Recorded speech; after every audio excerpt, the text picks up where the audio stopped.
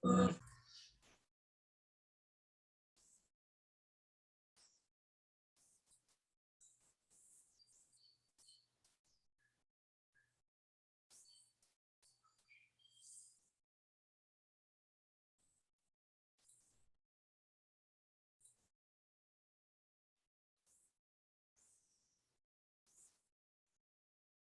noite, pessoal. Estão me ouvindo aí? Estão me vendo direitinho?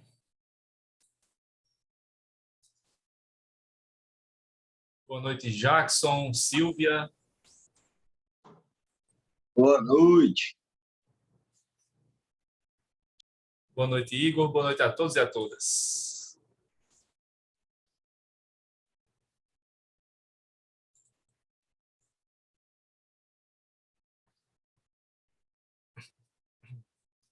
Muito bem, então vamos retomando aí nossas aulas depois do feriado. Vamos aí retomar o nosso assunto de constitucionalismo. Apartamento 1003, no 10º andar. Só que tem elevador.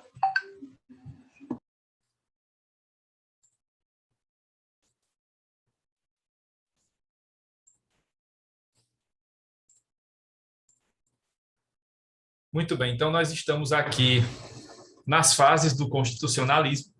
A gente já viu a primeira fase, que foi a antiga, né, que pegou lá todas aquelas civilizações mais antigas, até ali século XVI, mais ou menos.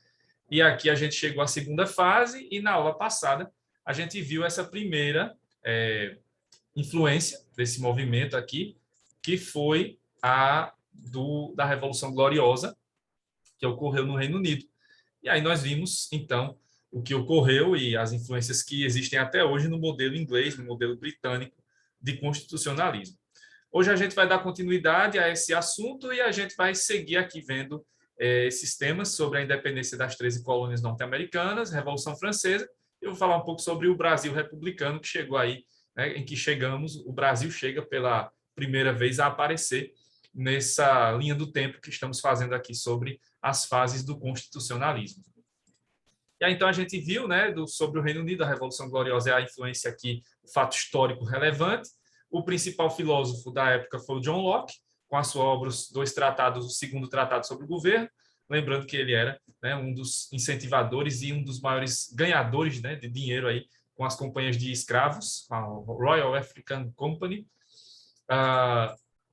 E aqui os pontos mais importantes, né, a ideia de supremacia do parlamento, que foi criada ali filosoficamente pelo Locke, a ideia da monarquia parlamentarista e depois veio a Declaração de Direitos, que foi resultado aí da Revolução Gloriosa, né, que concedeu os direitos básicos para todo o povo, diferentemente lá da Magna Carta, que só tinha concedido direitos para os nobres, para os donos de terras. E aí vimos as mudanças recentes, que foram a aprovação da Lei de Direitos Humanos, ali no final dos anos 90, isso como condição para o Reino Unido entrar na União Europeia. Depois, outra condição foi cumprida, que foi a reforma constitucional que criou a Corte Constitucional, né? Tirando definitivamente essa função de julgar as questões mais importantes do país do parlamento, isso ficava a cargo dos lordes, né?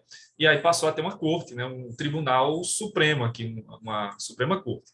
Claro que aqui não houve essa mudança assim rápida, né, no piscar de olhos. Aqui tem uma transição que está acontecendo já há 16 anos, em que os lordes foram escolhidos, alguns lordes para serem os ministros dessa corte, e à medida que eles vão se aposentando, aí vão abrindo espaço para que juízes de carreira possam entrar nessa corte, né, juízes e outras pessoas ligadas aí à justiça. E, finalmente, a saída do Reino Unido da União Europeia, né, que foi o Brexit, e que ainda está gerando consequências, ainda estamos vendo as consequências, já que foi um fenômeno recente de alguns anos atrás, e que ainda está acontecendo, né?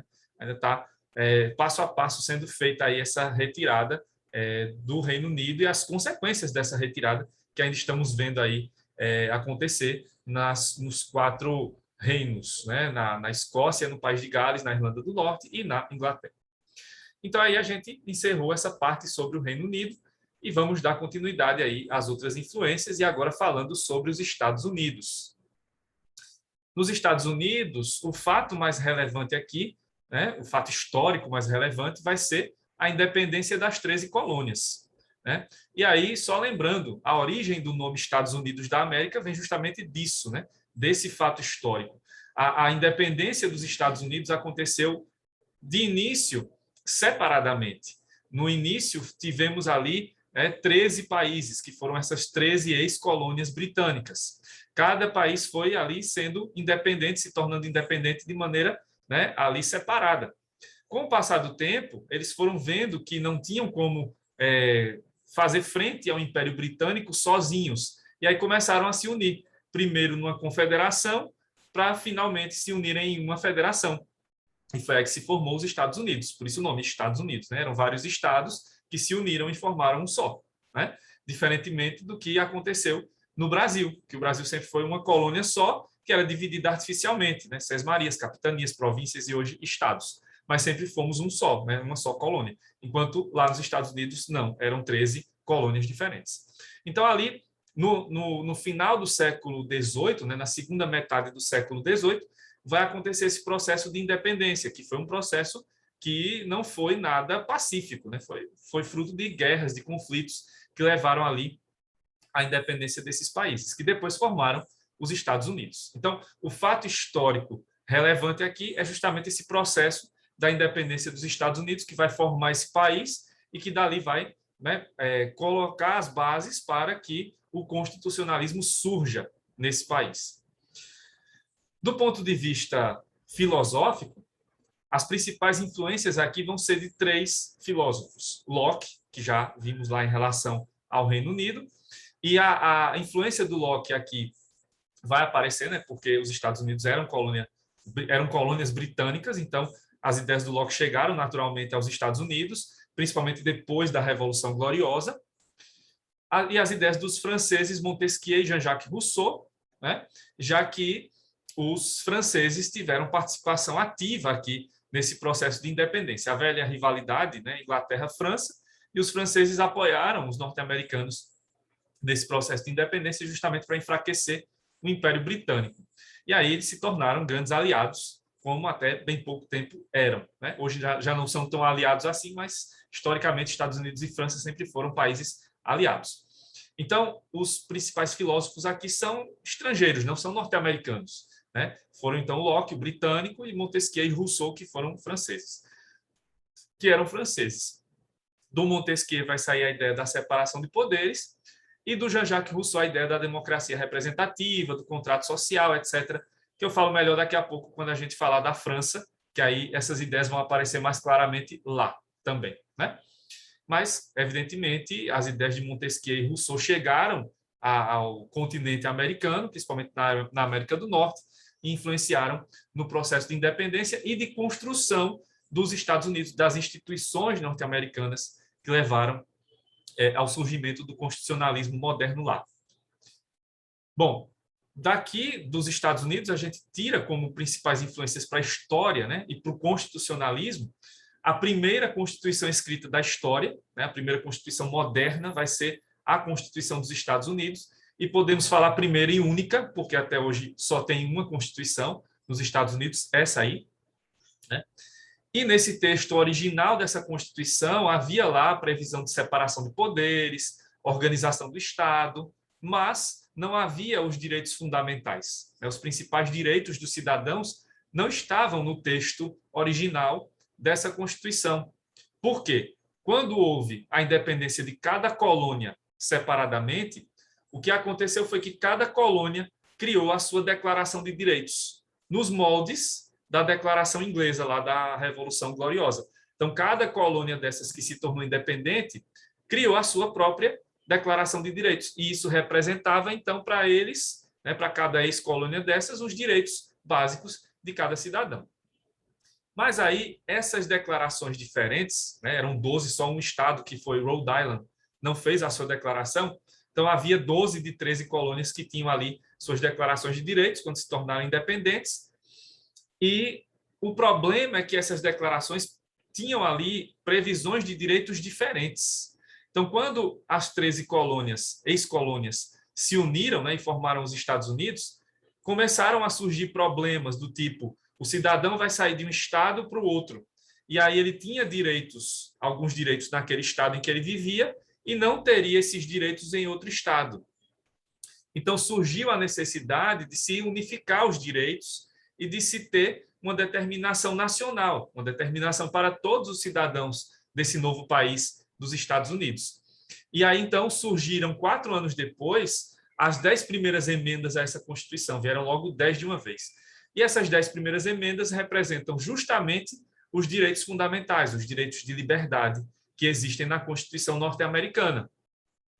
Certo? Então, aí nós temos esses 2 pontos, né, sobre a Constituição que foi a primeira da história moderna, né, do jeito que conhecemos, e 4 anos depois vão surgir as emendas, as 10 primeiras emendas, que vão trazer aí os principais direitos para os norte-americanos.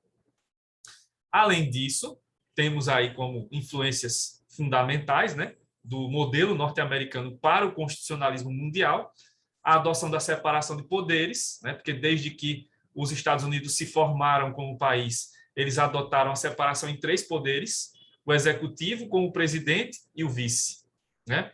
O legislativo com o Congresso, Câmara e Senado, Câmara de Deputados, Senado. E o Poder Judiciário, que tinha a organização local, né, dos tribunais locais, e tinha desde o início a Suprema Corte, que foi criada logo nos primeiros anos ali de existência dos Estados Unidos.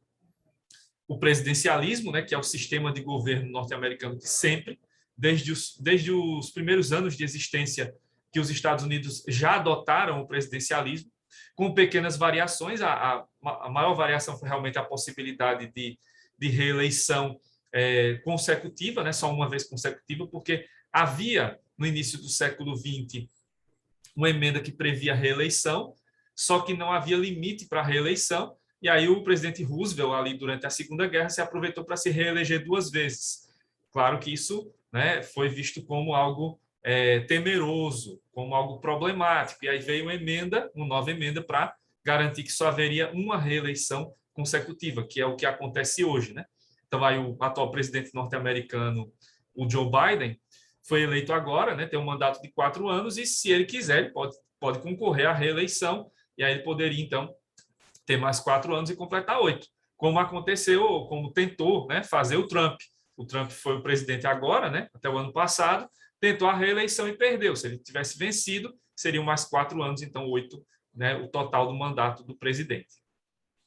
A questão da democracia representativa, já que os cidadãos americanos têm o direito de voto, né, para escolher os seus representantes, mas não podem decidir diretamente as questões mais importantes do país. Isso fica a cargo dos deputados, dos senadores.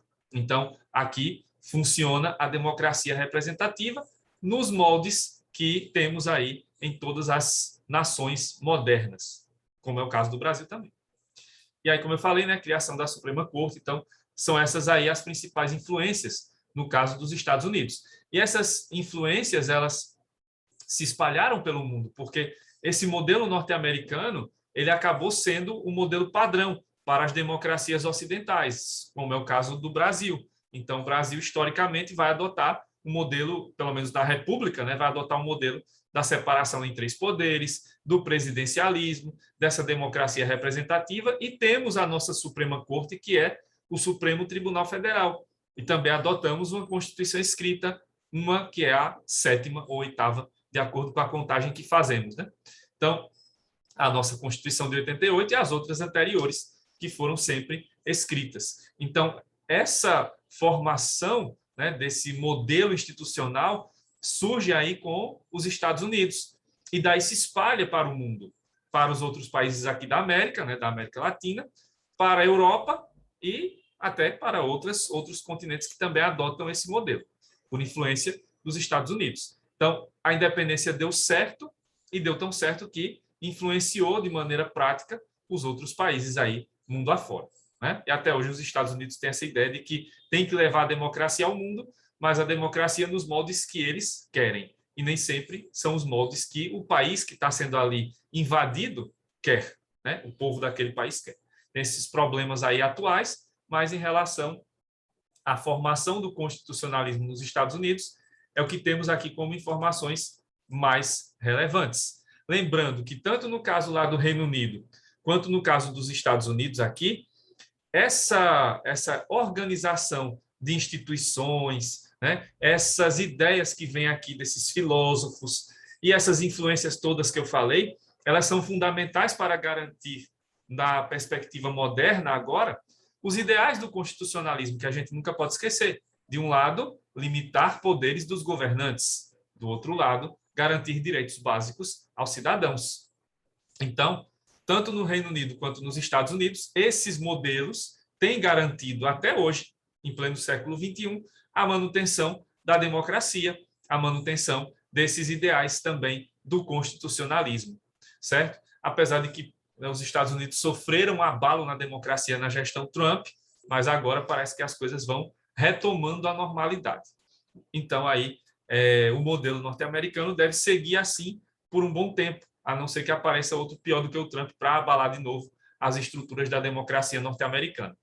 Certo, gente? Então, em relação ao constitucionalismo norte-americano, né, essas são as informações mais relevantes e as principais influências que merecem ser destacadas. Pessoal, até aqui alguma dúvida? Tranquilo para mim. Beleza.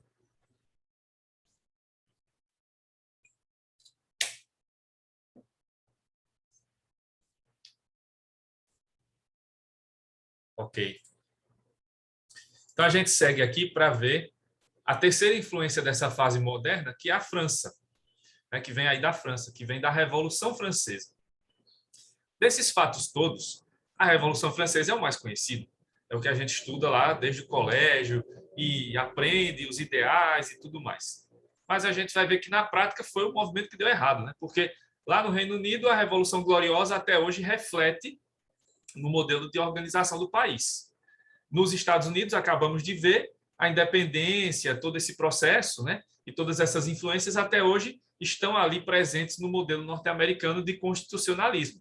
Na França não é bem assim, porque a França, né, mal comparando, né, a exemplo do Brasil, também passa por momentos de altos e baixos de democracias e ditaduras. E isso acaba levando aí a que esses ideais se percam em algumas partes da história francesa recente, mas hoje isso está sendo recuperado, né, vem sendo recuperado já há várias décadas. A França vai mantendo, pelo menos até agora, um modelo constitucionalista.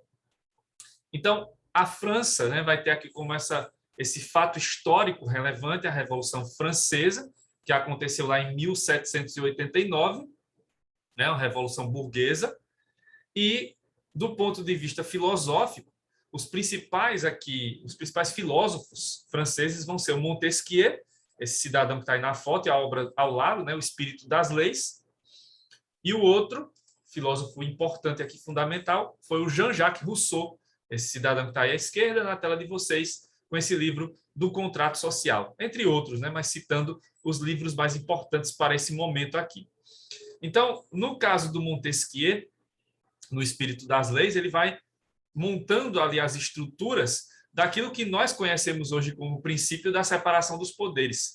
Então, a ideia de termos três poderes independentes e harmônicos entre si é a ideia do Montesquieu, né? A ideia básica do Montesquieu, de ter o poder executivo lá, representado pelo rei ou por um presidente, o poder legislativo com as câmaras do Congresso e o poder judiciário lá representado pelos juízes. E aí cada poder com independência, né, para garantir que esse sistema seja harmônico, para que nenhum poder invada as atribuições do outro. Então, do Montesquieu vem essa ideia como a ideia básica aqui que vai aparecer na Revolução Francesa. Já no caso do Rousseau, né, no livro do Contrato Social, a ideia básica aqui é justamente que vai ser extraída, né, é a ideia da democracia representativa. Porque o Rousseau entende que o poder pertence à nação, ao povo. Só que o povo não pode exercer esse poder sozinho, não tem como. Aquele modelo da Grécia, de Atenas, né, de ter lá as pessoas reunidas na ágora, na praça pública, né, discutindo ali as questões principais da cidade, esse modelo não se aplica a um país como a França, não se aplica a um país, né? Serve para cidades, para estruturas menores. Então, o modelo nacional de democracia não poderia ser a democracia direta. teria que ser uma democracia indireta, teria que ser uma democracia que viesse com esse viés representativo. Então, o que o Rousseau entende, né, é que o povo tem o poder nas mãos, mas não vai poder exercê-lo. Então, vai precisar entregar parte desse poder para pessoas que vêm do próprio povo e que representarão o povo, ou deverão representar o povo, nas instituições que são ali competentes para isso, no caso, nas casas legislativas, né? Câmara, Senado, Assembleias, etc. Então, o Rousseau previa isso, né? Que seria necessário que o povo delegasse, entregasse uma parte do seu poder para que fosse possível haver governo. E aí esses representantes deveriam governar, deveriam agir sempre em nome do povo que o elegeu. Essa era a ideia básica ali do contrato social. E daí surge, né, a ideia da democracia representativa, pelo menos na França. Então, esses dois filósofos vão ser fundamentais aqui para estabelecer as bases do constitucionalismo francês, tanto Montesquieu, com a ideia de separação dos poderes, quanto o Rousseau, com a ideia do contrato social e dessa democracia representativa, né, em que o povo assinaria um contrato social, né, com seus representantes para que eles os representassem lá nas decisões mais importantes para o país. Com relação à Revolução Francesa, isso aqui todo mundo já conhece, né? Os ideais de liberdade, igualdade e fraternidade, né? Esses foram os ideais que sempre foram ali exaltados em relação à Revolução Francesa. Agora, quando esses ideais foram transformados em direitos, né, pela Declaração Francesa, aí esses direitos ficaram meio que viraram fumaça, né? Porque, na verdade, na realidade, o principal direito que foi garantido nessa época foi o direito à propriedade.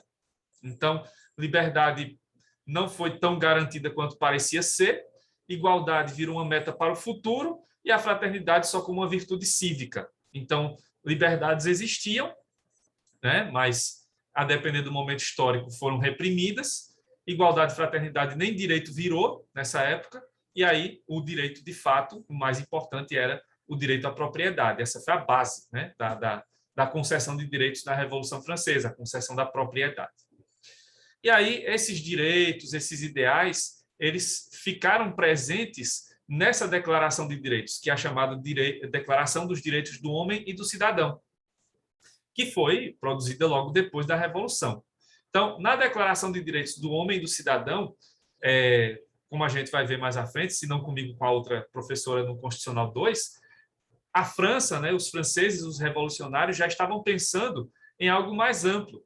Não só uma revolução voltada para os franceses, mas para o mundo. Então, quando se coloca aí Declaração dos Direitos do Homem, seria para toda a humanidade. E quando se fala no cidadão, aí sim, para os cidadãos franceses. Então, a ideia deles era de fazer uma declaração que valesse para o mundo todo, né? Claro que não foi possível, mas isso aí vai inspirar, séculos depois, a Declaração da ONU, que essa sim é universal, serve para todos os países.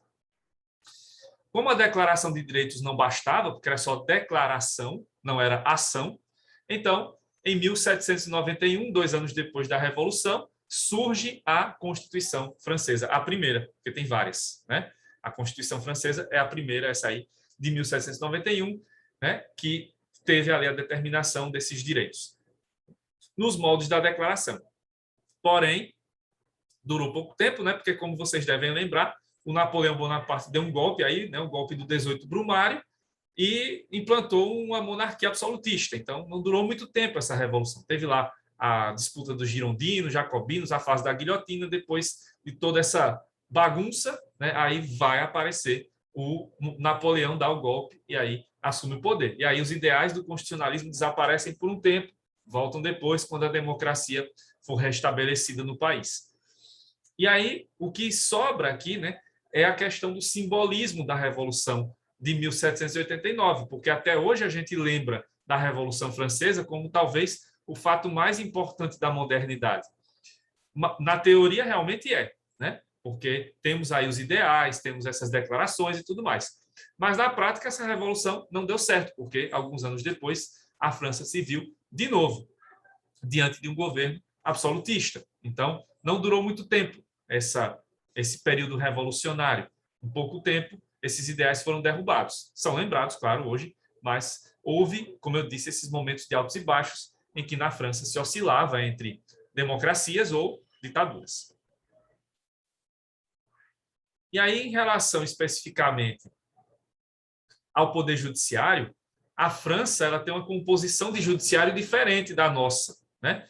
E aí vejam que interessante, só lembrando dos outros pontos, né? No Reino Unido não tinha tribunal, né, supremo, e aí foi criada em 2005 a Suprema Corte.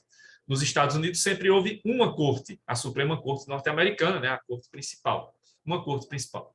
Já na França são duas cortes principais.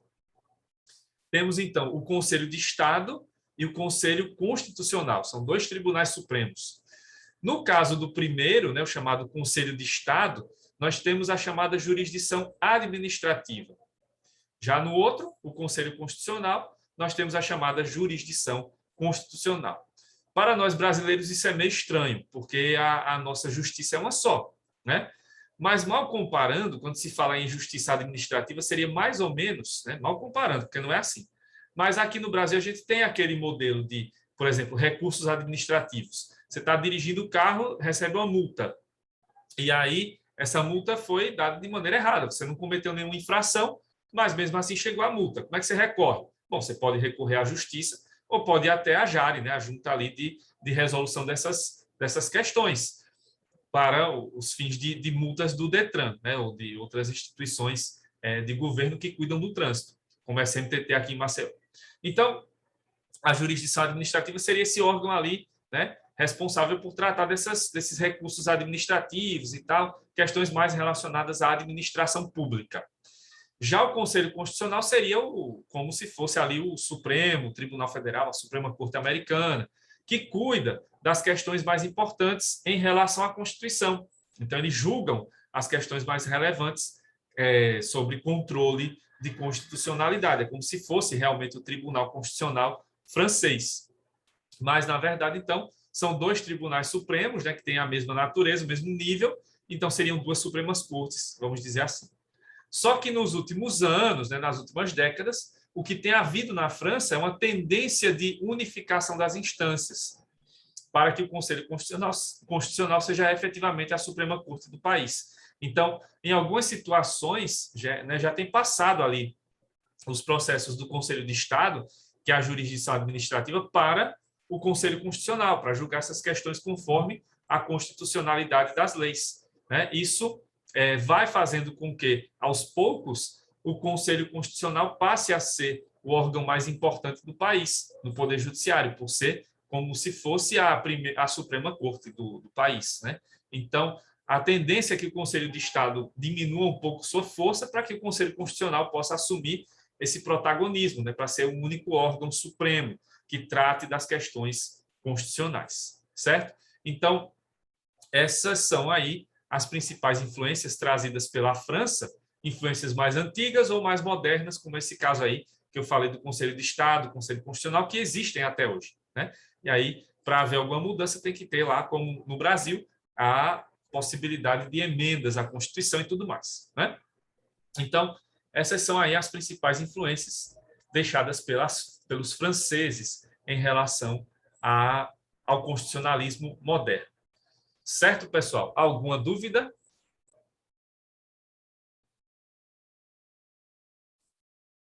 Tranquilo, por mim. Certo. E aí, só para encerrar essa parte do constitucionalismo moderno, né, vejam que no Reino Unido isso apareceu no século XVII, nos Estados Unidos no século XVIII, na França também no século XVIII. E no Brasil as coisas chegam com um pouco de atraso, né? Então, a gente só vai ter constitucionalismo aqui no Brasil, nessa fase moderna, quando o Brasil tem ali a República, em 1889, e vai ter a sua primeira Constituição Republicana em 1891. Então, os aspectos principais do constitucionalismo vão estar lá na Constituição Republicana e também na divisão das instituições do país. Então, o Brasil não passou pela fase antiga, porque nem existíamos ainda como país naquela época, e passou, sim, pela fase moderna, mas de uma maneira bem mais recente, já no final do século XIX, bem atrasado em relação a Estados Unidos, França e Inglaterra ou Reino Unido. Certo? Então, essa é a questão aqui que se relaciona, né, ao Brasil, com essa chegada do constitucionalismo moderno já, não o antigo, o moderno, na fase republicana. E por que não teve constitucionalismo lá na monarquia? Lembrem-se que, tanto no governo do Dom Pedro I, quanto no governo do Dom Pedro II, não havia responsabilidade para o governante. A própria Constituição de 1824, a Constituição do Império, previa isso, que o presidente não era responsável, perdão, o presidente não, o rei não era responsável pelos seus atos. Então, se ele não tinha limites, então os direitos não eram garantidos para todos. Então, os ideais do constitucionalismo não apareceram no período do Império Brasileiro, mas com a República. E aí, claro, foi também aparecendo e desaparecendo à medida que fomos tendo democracias ou ditaduras, né? Tal como na França, esse movimento não é uniforme no Brasil. A gente oscila. Em alguns momentos estamos em democracia e aí os ideais aparecem, né? Porque os presidentes têm poderes limitados e aí há garantia de direitos para o povo. Em outros momentos vamos ter ditaduras e aí os presidentes governam sem limites e, consequentemente, não haverá direitos para todos os cidadãos, certo? Então, sobre o Brasil, era o que precisava ser falado para fazer essa transição da fase moderna, que terminamos agora, para a fase contemporânea, que é o chamado neoconstitucionalismo, que é o que a gente vai ver na sequência. Sobre o Brasil, deu para lembrar direitinho aí desse momento, transição, né? Monarquia-república e os motivos pelos quais só tivemos a adoção do constitucionalismo moderno no Brasil depois que a República foi proclamada, certo? Alguma dúvida sobre isso?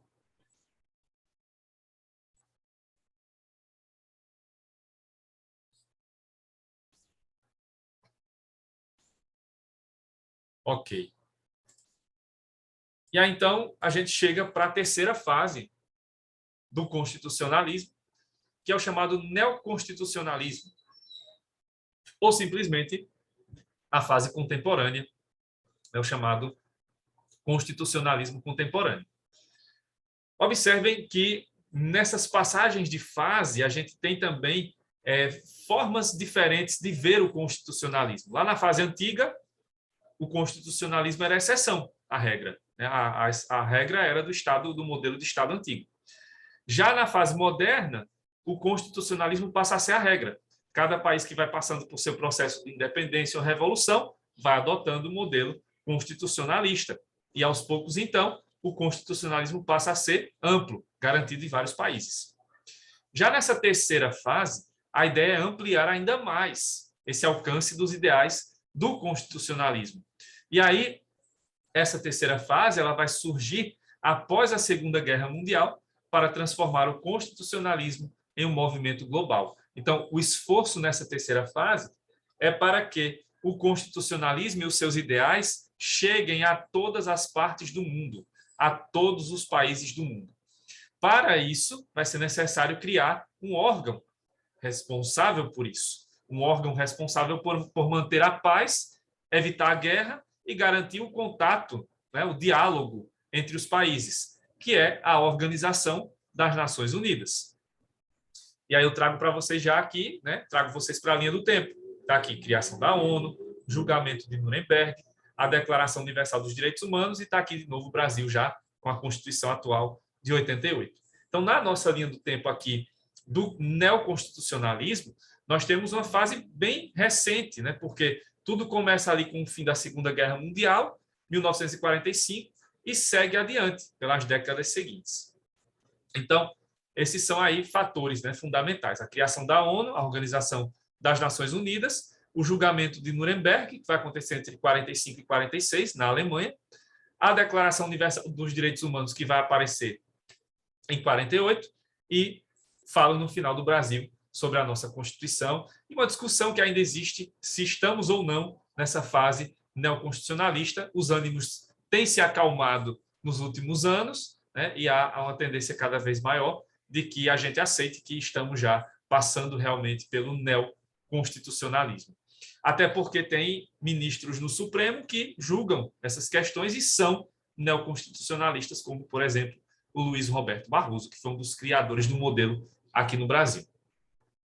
Então, vamos seguir essa ordem, né? Criação da ONU, julgamento de Nuremberg, Declaração Universal dos Direitos Humanos e a Constituição de 88, para a gente entender melhor como funciona, né? Porque essa não está no passado, ainda está rolando, né? Essa fase é a fase contemporânea, é a fase que estamos vivendo hoje no constitucionalismo na maioria dos países. Então, aí começamos com essa primeira influência, está aqui, né? Então, as principais influências. Então, o final da Segunda Guerra Mundial. A gente sabe muito bem da história, né? Tivemos ali a Primeira Guerra, né? nas primeiras décadas, e depois volta, né? A um período de paz, mas uma paz negociada, com muitos problemas para os alemães, etc. E aí vai aparecer, no caso, outra guerra, a Segunda Guerra Mundial, ainda pior do que a primeira, que vai causar milhões de mortes na Europa, na Ásia, na África, principalmente, e que vai nos levar, como humanidade, a um prejuízo imenso, porque fala-se muito, os aliados venceram, o eixo perdeu, tal, tem a questão dos vencedores e vencidos, e a história geralmente é contada pelos vencedores. Mas nessa guerra, houve uma figura muito mais derrotada do que vitoriosa, que foi a humanidade como um todo. O senso de humanidade foi perdido com a Segunda Guerra, já que foram cometidas diversas atrocidades mundo afora. A gente conhece o Holocausto, logicamente, né? O extermínio de judeus, ciganos, LGBTQIA+, e outras minorias, né? Ali na Europa, né? Os países que eram invadidos pelos alemães, teve esse Holocausto, lógico, mas houve também campos de concentração lá no Japão, na China, nos Estados Unidos, aqui no Brasil. Então, mundo afora, houve essas práticas terríveis de confinamento, de morte de pessoas apenas pela questão da raça ou da etnia, né? Além, claro, de todos os massacres que ocorreram nas batalhas. Então, foi, né, uma guerra em que o mundo perdeu. E isso foi muito claro, isso ficou muito claro quando acabou a guerra, porque, né, países estavam destroçados, a Europa estava destroçada, né? Os Estados Unidos despontam aí como uma grande potência mundial nessa época, né, criando as condições ali para que eles possam ser até hoje a grande potência mundial. E disso vai sair também, né, outro resultado, que é a ideia de que fatos como esses que aconteceram na Segunda Guerra não podem mais se repetir.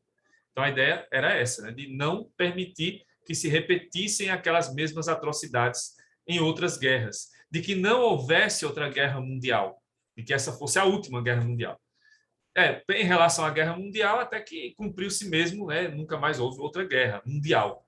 Mas guerras, conflitos locais ou regionais continuam existindo e atrocidades continuam sendo cometidas, né? Ainda há um longo caminho para percorrer para que esses ideais que surgiram ali no final da Segunda Guerra possam ser realmente levados a sério, porque ainda não são, né, em alguns países.